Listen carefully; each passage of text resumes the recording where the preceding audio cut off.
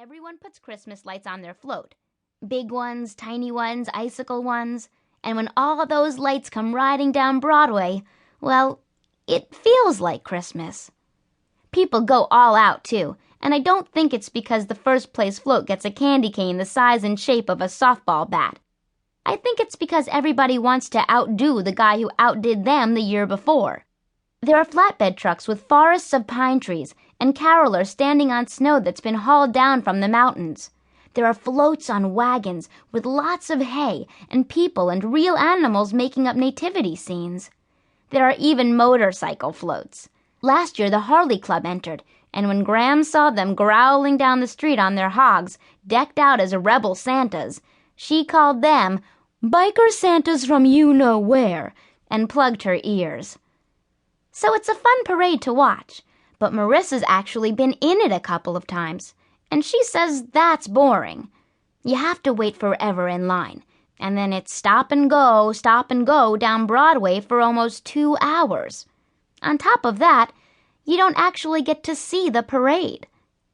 So I've always been happy to sit on the curb, waving and clapping for wagons of sheep and biker Santas from you-know-where.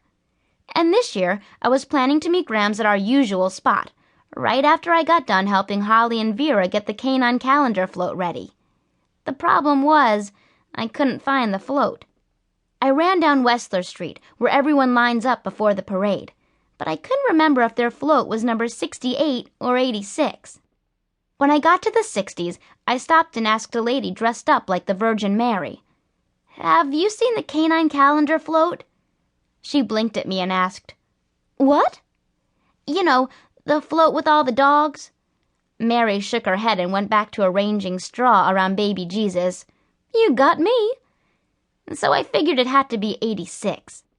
I kept on running, past the fireman's float, past a couple of Santa's workshop floats, and a bunch of horses munching on hay through the slats of a wagon. Finally, I stopped and asked the clarinet player in the Santa Martina High School marching band, "Have you seen the Canine Calendar float?" She straightened her hat. "The what?" "You know, the float with all the dogs." She shook her head. "What number is it?" 86, I think. "It would have to be back that way. We're 102. So I turned around and ran back the way I'd come, and I'm running along, dodging Santas and elves and horses and wagons, when all of a sudden I hear, "Sammy, over here!" Well, sure enough, it's Holly, calling me from down a side street. I run over and she says, "You're not going to believe what a mess things are." "What's wrong?" "The bracket to hold up the wreath snapped, they can't get the lights to work, and Mr. Peterson keeps yelling at everybody. He's making the dogs so nervous that they're snapping at each other, and they won't wear their antlers."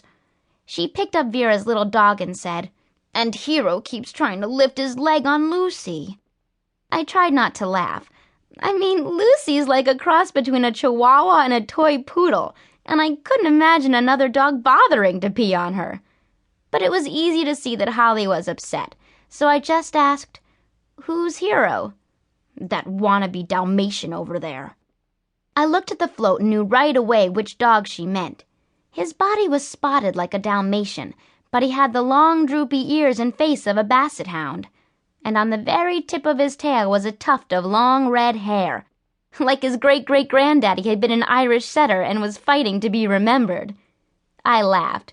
"That is one strange-looking dog." "You can say that again." "So, who's Mr. Peterson?" She rolled her eyes. "The guy who puts together the calendar." She pointed at a man with oily hair wearing a black tuxedo with tails. "He is such a jerk." Now I couldn't help it. I laughed. "He looks like a giant stink bug." Holly's eyes popped open. He does!" Just then, Mr. Peterson yelled, "And where the devil is Marique? I should never have let that prima donna in the calendar. Someone get on the phone and find out where that stupid dog is. If she's a no-show, I'm ripping her off the cover." A lady with some kind of cross-eyed terrier muttered, "Good idea anyway, if you ask me," which made the people around her nudge each other and chuckle. One of the men working on the float called, "If she's a no-show, we don't need this wreath, Royce.